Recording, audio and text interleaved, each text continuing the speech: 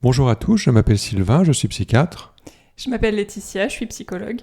Bienvenue dans Ma séance de psy, le podcast qui vous parle de la psychiatrie au cinéma. Je suis le docteur McMurphy, RP McMurphy. John est atteint de schizophrénie.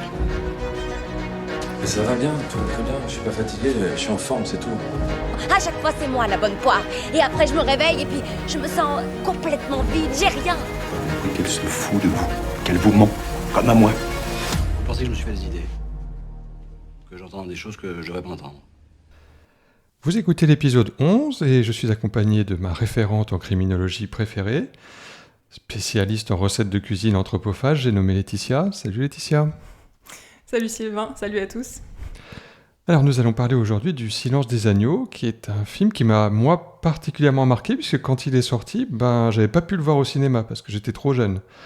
J'avais 15 ans, et à l'époque, les films étaient interdits aux moins de 18 ans. C'est plus le cas maintenant, mais bon, à l'époque, c'était pas donné à tout le monde d'aller voir ce genre de film. J'avais dû acheter le livre pour connaître l'histoire, et puis au final, quand j'ai vu le film quelques années après, j'avais trouvé ça pas si choquant. J'avais pas compris pourquoi c'était interdit aux moins de 18 ans. Alors moi, j'ai pas eu de problème d'âge, puisque à l'époque, j'étais pas née. Donc ça vous donne des petites indications sur nos âges respectifs. Alors bref, ce film va nous donner l'occasion de parler, entre autres, de la psychopathie, un sujet qu'on n'a pas encore évoqué jusqu'à présent dans le podcast. Alors je vous donne le déroulement de l'épisode. D'abord, on commencera par parler des sciences du comportement. Est-ce que ça existe, les sciences du comportement, en réalité, et à quoi ça sert? Ensuite, on parlera des personnalités psychopathiques, et on se demandera si Hannibal Lecter est crédible dans le rôle du psychopathe. Ensuite, on se posera la question s'il est possible d'établir une relation de confiance avec un psychopathe, comme le fait Clarice Starling avec Hannibal Lecter. Et enfin, on parlera rapidement de Buffalo Bill et de son rapport à la transsexualité. Et enfin, bien sûr, on terminera par nos avis respectifs sur le film et nos recommandations, comme d'habitude. Allez, c'est parti pour Le Silence des agneaux. L'après-midi du 8 juillet 1980, il s'est plaint d'un mal de poitrine et a été emmené à l'infirmerie. On lui a enlevé sa camisole pour l'électrocardiogramme. Quand l'infirmière s'est penchée sur lui, voilà ce qu'il lui a fait. Les chirurgiens ont remis sa mâchoire en place comme ils ont pu et ont sauvé un de ses yeux. Son pouls n'a pas dépassé 85 quand il lui a dévoré la langue. Le Silence des agneaux est un thriller américain de 118 minutes réalisé par Jonathan Demme, sorti en 1991. C'est l'adaptation par le scénariste Ted Talley du deuxième livre de la tétralogie écrite par Thomas Harris sur le personnage de Hannibal Lecter. Alors, entre parenthèses, on peut avoir l'impression que dans le film que Lecter est un personnage secondaire, alors qu'en fait, le livre est un peu une étape de l'histoire d'Hannibal Lecter. Voilà, je ferme la parenthèse. Au casting, on retrouve Jodie Foster dans le rôle de l'agent Clarice Starling, Anthony Hopkins dans le rôle du docteur Hannibal Lecter, Scott Glenn qui joue Jack Crawford et Ted Levin qui interprète James Gumb alias Buffalo Bill. A noter que si vous voulez vous faire l'intégralité de l'histoire d'Hannibal Lecter au cinéma, c'est possible puisque vous pouvez voir tous les films dans l'ordre, c'est-à-dire Dragon Rouge en 2002 qui est en fait le remake du film de Michael Mann intitulé Manhunter qui était sorti en 1986. Ensuite, il y a Le Silence des agneaux en 91, puis le film Hannibal en 2001 qui était réalisé par Ridley Scott, je crois. Et enfin, Hannibal Lecter, Les origines du mal en 2007. À mon avis, à part Le Silence des agneaux et Manhunter, tous les autres films sont des purges épouvantables. Bon, il y a pas mal d'anecdotes croustillantes qui existent sur le film sur Internet. J'en ai retenu quand même deux pour vous. La première, c'est à propos de la tête de mort qui se trouve sur le papillon qui est sur l'affiche du film. Je ne sais pas si vous avez remarqué que sur l'affiche du film, évidemment, il y avait un papillon avec une tête de mort sur le dos. Eh bien, cette tête de mort est composée de 7 femmes. Eh bien, figurez-vous que cette tête de mort, c'est une œuvre bien connue de Salvador Dali qui s'appelle In voluptate mors. Vous pouvez trouver sur Internet la photo intégrale où Dali pose d'ailleurs à côté de cette sculpture de femme. Et la deuxième anecdote rigolote, vous connaissez peut-être Chris Carter, le réalisateur de la série X-Files. Eh bien, sachez qu'il s'est inspiré du personnage de Clarice Starling pour créer l'agent Dana Scully. Voyons ça, études de psychologie et de criminologie, diplôme avec mention, 2 mois de stage en hôpital psychiatrique. Il est aussi écrit qu'une fois diplômé, vous voulez travailler pour moi au service d'études du comportement. Oui, j'aimerais beaucoup, monsieur, beaucoup. Nous avons interrogé tous les tueurs en série qui sont sous les verrous afin de définir leur comportement. Cela pourrait nous aider à résoudre de nouvelles affaires.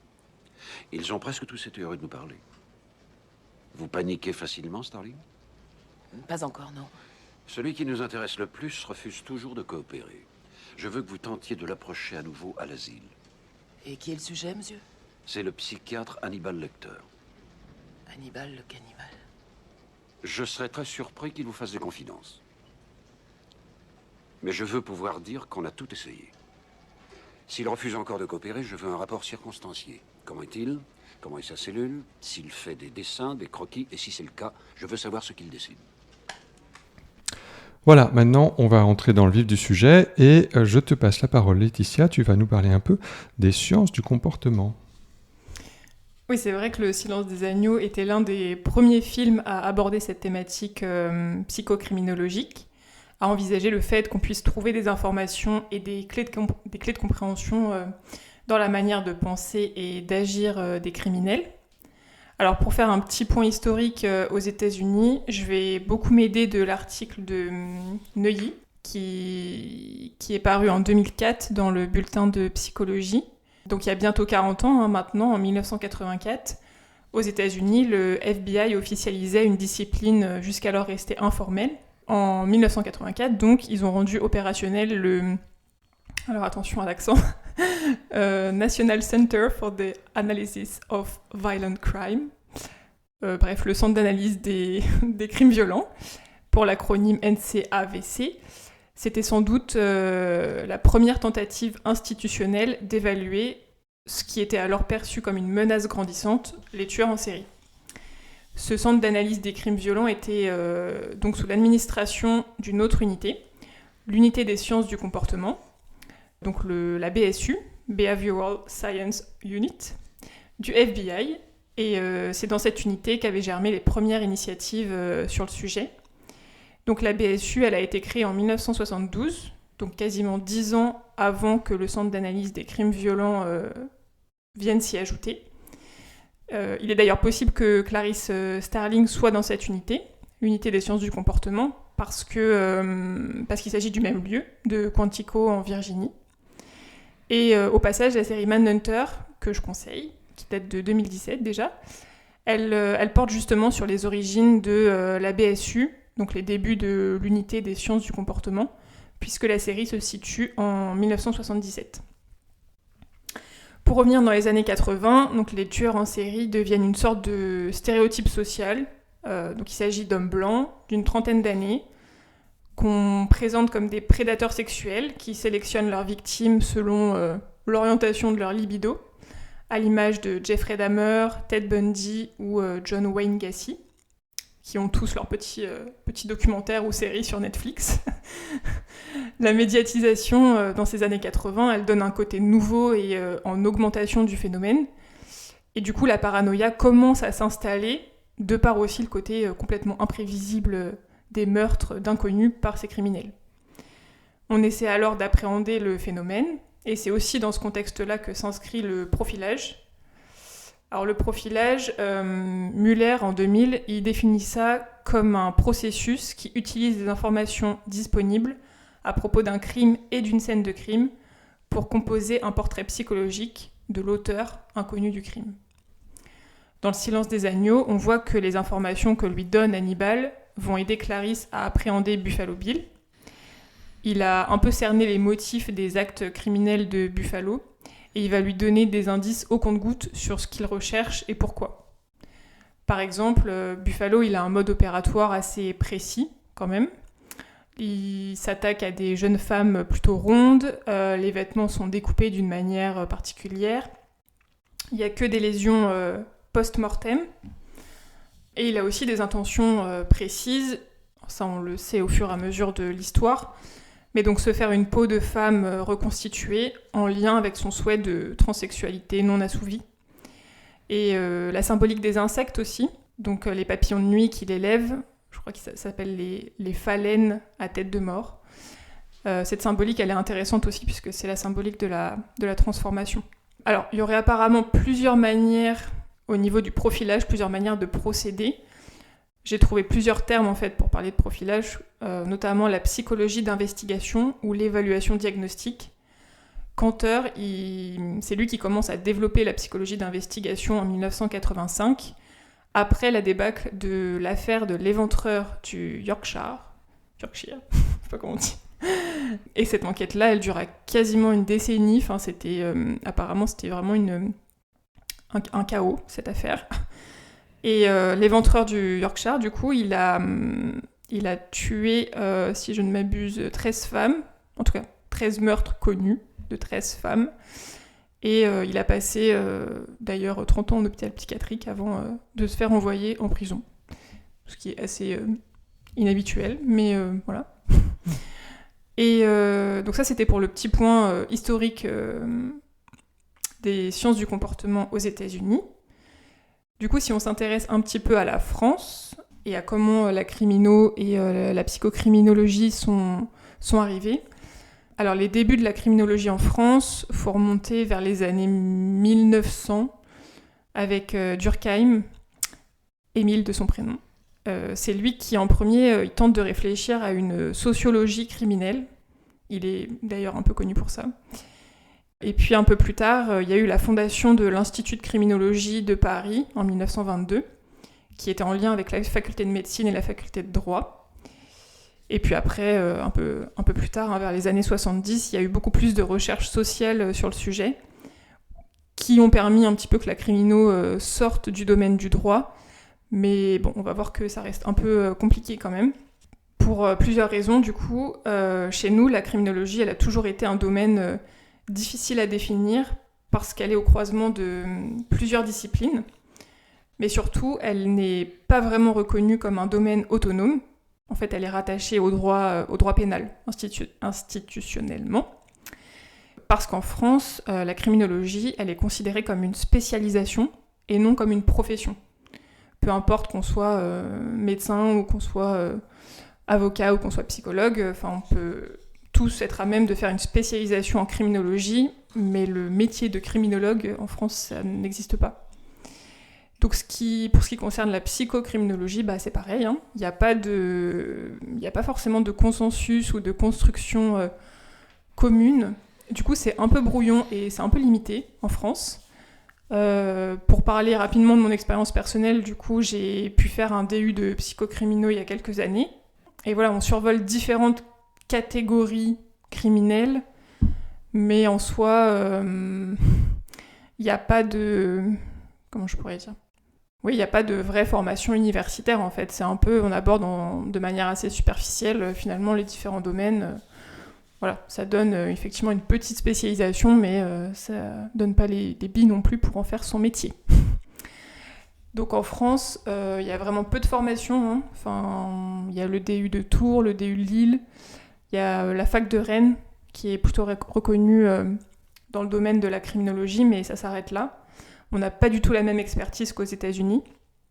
Après, je pense qu'on a moins cette culture du serial killer, même si on en a aussi, hein, évidemment. Fourniret, pour ne citer que lui, est un très bel exemple français. Mais tout ça pour dire qu'en France, comme sur d'autres sujets d'ailleurs, ça manque de cohérence et de parcours bien construit. Et puis le profilage, ça semble quand même quelque chose de très américain à la base. Et il est du coup beaucoup plus développé là-bas. Jack Crawford doit être vraiment très occupé s'il lui faut recruter des élèves comme intérimaire. Occupé à traquer le petit nouveau Buffalo Bill. C'est un vilain garçon, celui-là. Savez-vous pourquoi on le surnomme Buffalo Bill? Je vous en prie, dites-le moi. Il n'en parle pas dans le journal. Eh bien, au départ, c'était une blague de mauvais goût. Un enquêteur de la criminelle qui a dit... Il y a peut-être un marché pour les peaux humaines. Pourquoi croyez-vous qu'il les dépouille de leur cuir? Agent Starling, surprenez-moi par votre intuition. Ça doit l'exciter. Les tueurs en série gardent le plus souvent un souvenir de leur victime. Pas moi. Non. Non, vous les mangez. Alors tout le monde s'accorde à dire que le docteur Lecter est un psychopathe, mais qu'est-ce que c'est qu'un psychopathe exactement ? Alors pour que vous compreniez mieux ce que c'est, je vais essayer de vous détailler un peu la clinique de ce trouble qui fait partie de ce qu'on appelle les troubles de la personnalité. Alors une personnalité psychopathique, il existe plusieurs synonymes pour parler de cette personnalité. On utilise aussi personnalité dissociale, personnalité antisociale, asociale ou sociopathique. C'est un concept qui est décrit en France depuis la fin du 19e siècle. La personnalité psychopathique est 3 fois plus fréquente chez l'homme que chez la femme. En population générale, sa prévalence chez l'homme est d'environ 3%. Ce qui caractérise le psychopathe, c'est son impulsivité, son instabilité émotionnelle et comportementale et son irresponsabilité. Il est intolérant à la frustration et le passage à l'acte est le plus souvent hétéro-agressif et la conséquence de cette frustration. Une personne qui présente une personnalité antisociale n'est souvent pas capable d'anticiper les conséquences de ses actes. Il n'exprime ni honte, ni remords et va avoir tendance classiquement à se poser en victime de la société, si on veut. La population carcérale compte une grande proportion de patients psychopathes pour la simple et bonne raison qu'ils ont facilement tendance à transgresser les règles sociales. Alors, sachant tout cela, est-ce que Hannibal Lecter est vraiment un psychopathe au sens propre ? Donc Lested et Ninkowski, j'espère que je prononce bien leur nom, j'espère qu'ils m'en voudront pas, ont décortiqué la psychopathie au cinéma dans leur article qui s'appelle Psychopathy and the Cinema Fact or Fictions, paru dans le Journal of Forensic Science en 2013. Et ils précisent bien qu'au départ, les psychopathes ont été représentés de façon très caricaturale au cinéma, ce qui a probablement donné au public une vision fausse de ces troubles de la personnalité. Donc pour eux, Hannibal Lecter a popularisé le genre du psychopathe de, ouvrez les guillemets, haut niveau, fermez les guillemets, c'est-à-dire avec un niveau exagéré d'intelligence et de ruse, des manières sophistiquées et le tout à un niveau quasi surhumain. Bref, tout ça est tellement caricatural qu'il est quand même assez peu probable de rencontrer des individus comme Hannibal Lecter dans la réalité. Enfin, si on reprend dans le film la première rencontre entre Hannibal et Clarisse, on voit effectivement un personnage dénué d'affect, égocentrique et manipulateur. Ça, c'est assez réaliste. Plus tard, lorsqu'il passe à tabac les gardiens de prison, son visage est impassible. Ça, c'est plutôt crédible aussi. On a l'impression vraiment qu'il ressent rien. Par contre, découper le visage de quelqu'un pour le mettre sur le sien, ça c'est un peu exagéré, mais bon, la froideur avec laquelle le fait Hannibal peut tout à fait correspondre à une attitude de psychopathe. Bon, après, le fait de tuer son voisin de cellule parce qu'il a manqué de respect à Clarisse, ça traduit plutôt de l'empathie, voire carrément de la sympathie pour une autre personne, et ça, par contre, ça fait pas très psychopathe. Le lecteur va même jusqu'à offrir littéralement une psychothérapie à l'agent Starling. Ça aussi, c'est un geste d'empathie pas très caractéristique des psychopathes, à mon avis.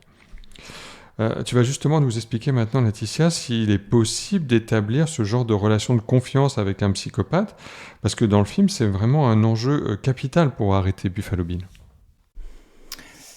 Oui, Le Silence des agneaux sous-entend effectivement une relation de coopération entre un meurtrier et une policière. J'irais même jusqu'à dire qu'il dépeint une certaine réciprocité dans le sens où ils se rendent mutuellement des services dans un but plus ou moins commun, donc la résolution de l'affaire Buffalo Bill. Mais du coup, dans la réalité, si on prend aussi en compte les traits psychopathiques d'Hannibal que tu viens d'évoquer, est-ce qu'une telle relation de confiance, d'entraide est possible ? Bon, c'est ce qu'on va voir. Moi, j'ai beaucoup aimé l'article de Jérôme Englebert, qui date de 2017, sur le sujet de l'adaptation du pervers et du psychopathe. Alors, on va pas s'occuper des pervers aujourd'hui, mais en ce qui nous concerne pour les psychopathes, au niveau émotionnel, il est dit que le psychopathe a bien une gestion spécifique de l'émotion. Sa caractéristique première est d'agir avec froideur émotionnelle, ce qui est bien différent du déficit émotionnel. Il s'agit d'une façon de gérer les manifestations émotionnelles avec calme et sang-froid, sans précipitation. La personne qui agit avec froideur émotionnelle prend le temps d'analyser le vécu émotionnel qui est suscité. Donc il n'y a pas, il n'y a pas de déficit émotionnel, simplement c'est dans la manière d'analyser les émotions qu'il y a une spécificité. Quand on pense psychopathe aussi, on pense tout de suite au manque d'empathie. Donc manque d'empathie, ce serait ne pas réussir à se représenter l'état émotionnel d'autrui. Mais pour l'auteur, donc Englebert, en 2017, le psychopathe présente plutôt un trouble de la sympathie. C'est-à-dire qu'il a la faculté de se représenter ce que ressent l'autre, mais n'en est pas affecté, en fait. En fait, oui, il n'a pas de difficulté à identifier le vécu d'autrui, mais clairement, ça n'a aucune espèce d'importance pour lui. En fait, il est globalement assez égoïste, pour résumer. Une thèse récurrente aussi et certainement exacte, c'est que le psychopathe, il entretient avec l'autre une relation utilitaire. Donc l'autre représente une chose finalement assez interchangeable. Donc ces deux caractéristiques, que ce soit la froideur émotionnelle, alors ça correspond, cette caractéristique-là, je vais y arriver, elle correspond assez bien à Hannibal. Je serais peut-être plus mitigée sur le trouble de la sympathie, car je trouve qu'il investit quand même Clarisse en tant que personne.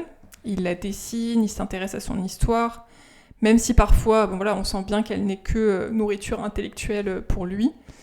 Il y a quand même cette phrase de fin, quand il lui dit au téléphone « Vous inquiétez pas, je vous ferai pas de mal, le monde est plus intéressant si vous en faites partie ».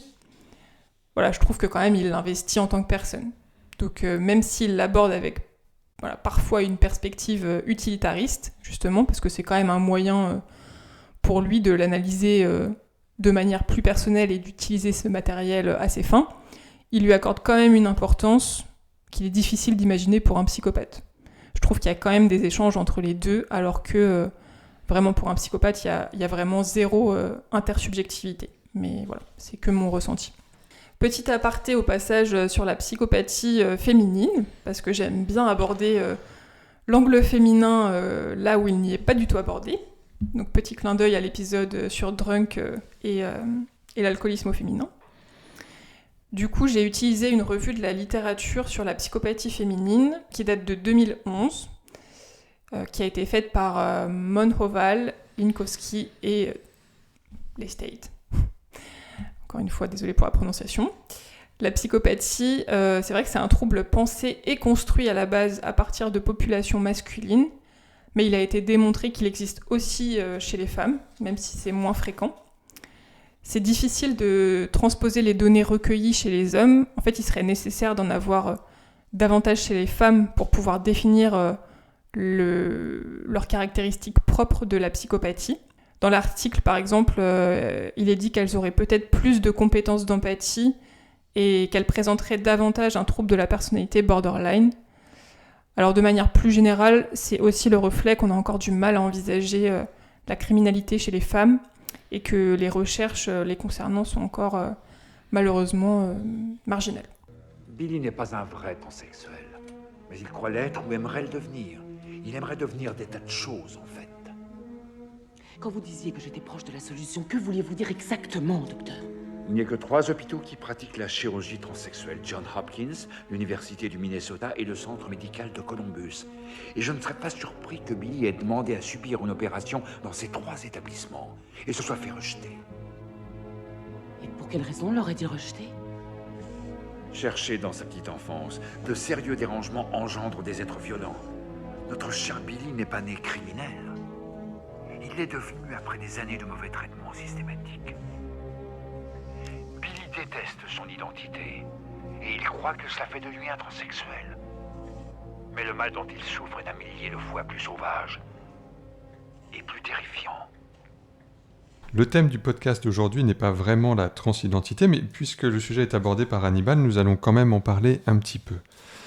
Avant de savoir si Buffalo Bill est un tueur en série transgenre, rappelons rapidement de quoi on parle lorsqu'on traite de dysphorie de genre.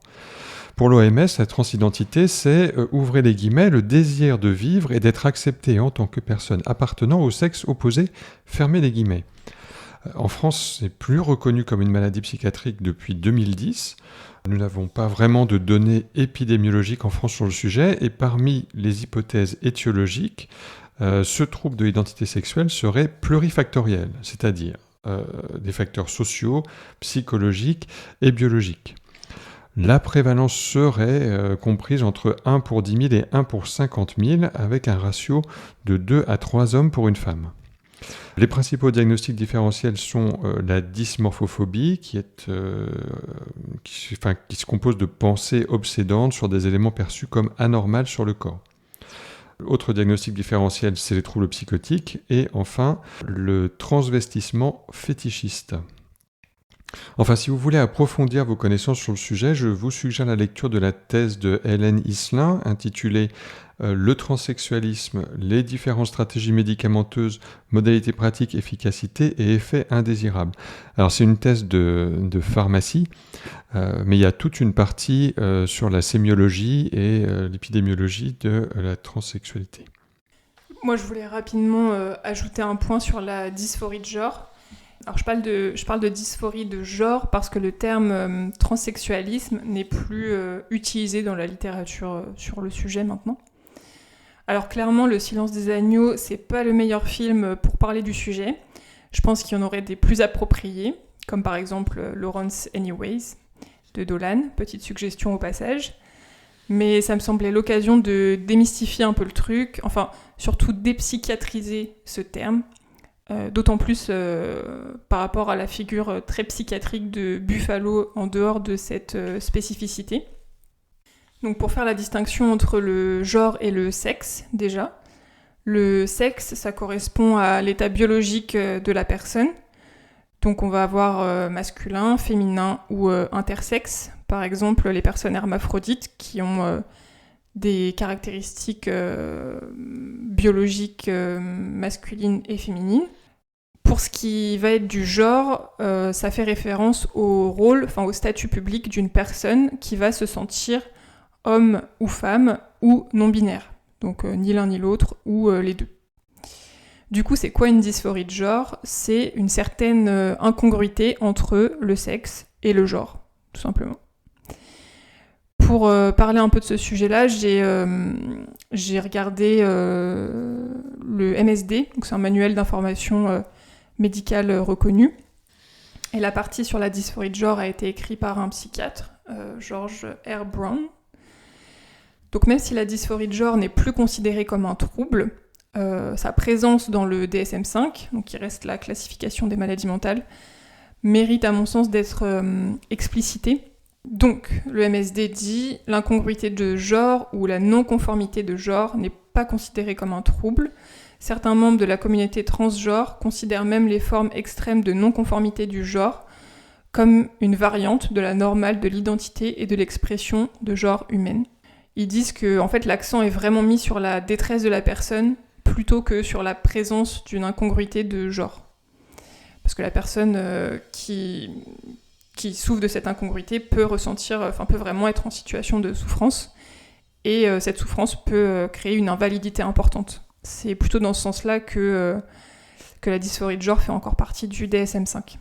Ceci étant dit, Buffalo Bill souffre de troubles psychiatriques quand même importants qui n'ont pas du tout trait uniquement à cette incongruence de genre. Donc voilà, ça me permettait de refaire un petit point là-dessus.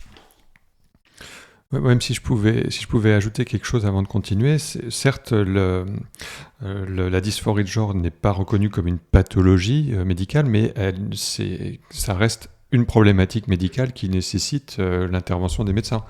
Parce que ça peut aller jusqu'à la prise de médicaments endocrinologiques ou des interventions chirurgicales. Et il faut savoir que ces soins-là, ils sont pris en charge par la sécurité sociale.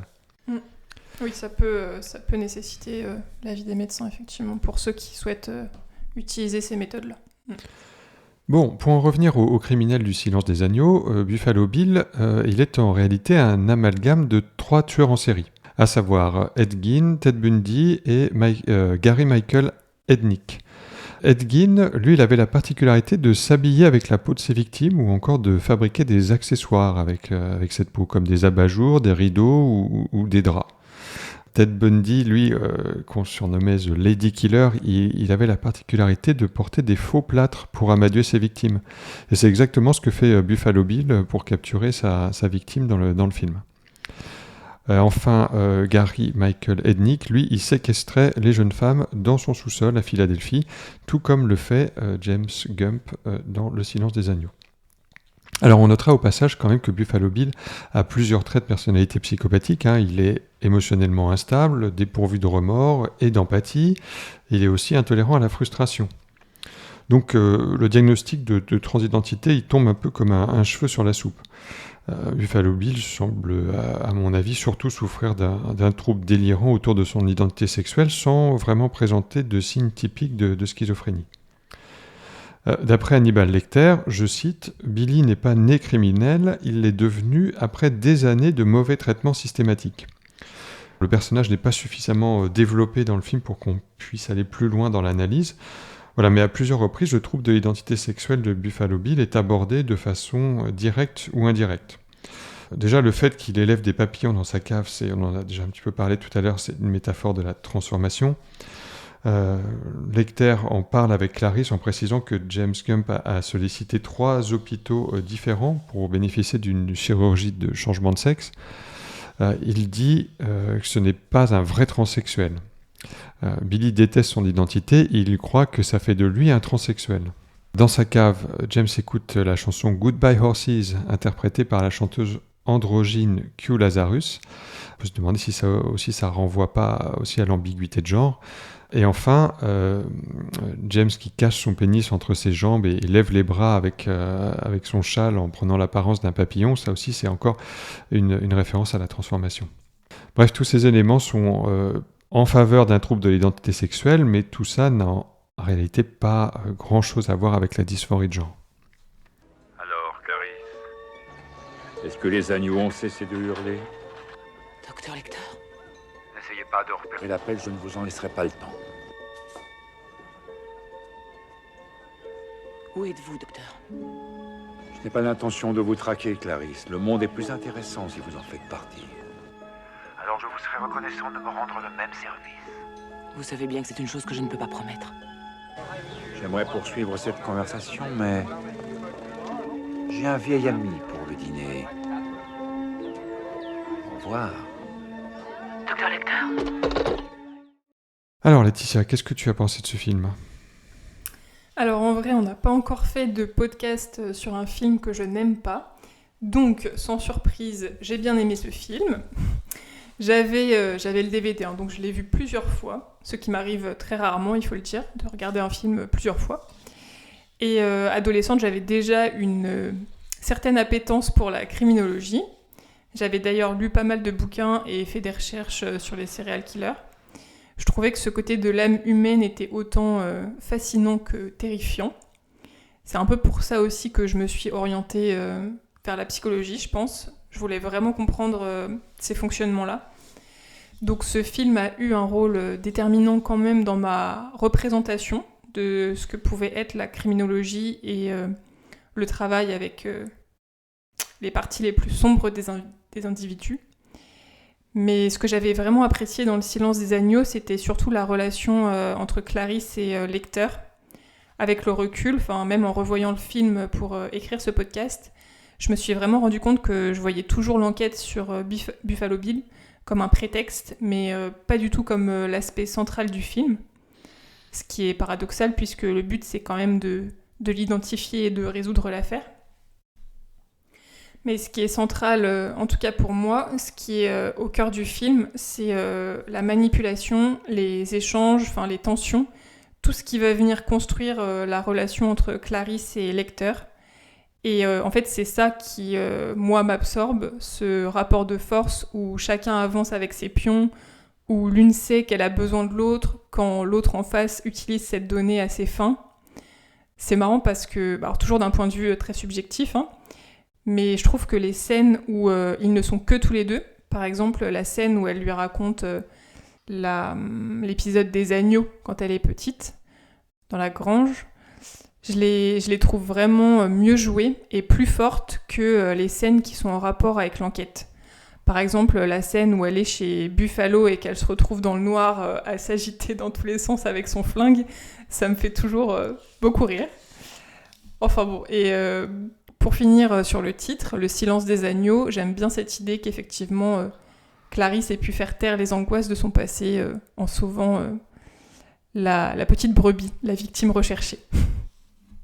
Alors pour ma part, j'ai déjà dit en début de podcast, Le Silence des agneaux, c'était le premier film un peu sulfureux que j'ai vu. Le film est sorti il y a environ une 30aine d'années, et en le revoyant, je me suis rendu compte à quel point les mentalités avaient évolué entre-temps, et pas dans le bon sens. J'ai l'impression qu'on s'est un peu habitué à voir des scènes choquantes dans les films ou des séries 16+, quoi. C'est presque devenu obligatoire, voire même un argument de vente. Enfin bref, là je parle un peu comme un boomer, mais si je devais parler d'un point qui m'a plu dans le film et qu'on n'a pas traité, c'est son côté progressiste pour l'époque. Je veux dire par là que mettre en scène l'ascension d'une jeune femme dans un milieu essentiellement masculin et misogyne, c'est pas fréquent dans les années 90. Donc cette fille qui est déshabillée du regard par les hommes et traitée de façon complètement paternaliste finit par devenir titulaire et donc l'égale de ses collègues masculins, et ça j'ai trouvé que c'était une approche plutôt osée. Ça fait longtemps que j'ai lu le livre, je ne me rappelle pas s'il traitait vraiment de ce sujet-là dans le bouquin, mais voilà, ça c'est la partie intéressante que je retiendrai de ce film. Voilà, c'était pour mon avis. On va passer aux recommandations. Tiens, c'est moi qui vais commencer. Pour rester sur le thème des psychopathes, si vous recherchez une représentation un peu plus réaliste d'un psychopathe au cinéma, je vous invite à vous pencher sur le cas d'Anton Chigurh, qui est un des personnages du film No Country for Old Men des frères Cohen. Alors lui, c'est vraiment un personnage qui a aucune empathie, hein. Il ressent ni honte, ni remords, il est impitoyable, déterminé, et puis surtout incapable de tirer des leçons de ses propres expériences.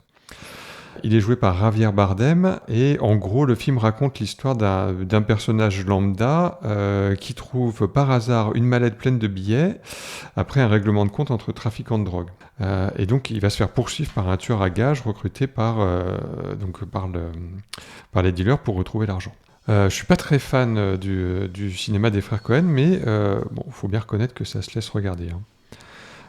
Je pourrais rajouter peut-être en bonus aussi tous les films d'Olivier Marchal, qui est un réalisateur français, mais qui a surtout la particularité d'être un ancien officier de police judiciaire qui a également travaillé dans la section antiterrorisme des renseignements généraux. Alors lui, il filme de façon vraiment impressionnante et violente le milieu de la criminalité, qui est un milieu dans lequel on retrouve très souvent des personnalités psychopathiques. Moi, j'ai un petit faible pour le film 36 Quai des Orfèvres, qui m'a pas mal marqué, que je vous recommande vivement. Et moi, Braco, du coup, pour rajouter un petit truc d'Olivier Marchal, qui est une série super que j'avais beaucoup aimée. Pour ce qui est de mes recommandations, alors un livre, forcément, Shane Stevens, le livre Au-delà du mal. Franchement, on me dit un livre sur un serial killer, c'est vraiment ce livre tout de suite qui me vient. C'est une traque d'un serial killer aux États-Unis, et il y a aussi tout un jeu de relations entre un journaliste qui est en lien avec lui, puisque le serial killer dans le livre utilise les médias, enfin les journaux, pour annoncer ses prochains crimes, et il est super doué pour balader tout le monde. Franchement, c'est un livre qu'on lâche pas. Et pour recommander un film récent sur le thème de la criminalité, c'est le film Je verrai toujours vos visages. C'est un film qui porte sur la justice restaurative, où le principe c'est de mettre en relation des auteurs et des victimes concernés par les mêmes types de faits criminels dans un objectif thérapeutique de compréhension mutuelle, on va dire. Voilà, il y a de mémoire, il y a Leila Bekti, Gilles Lelouch et Adèle Exarchopoulos. D'accord.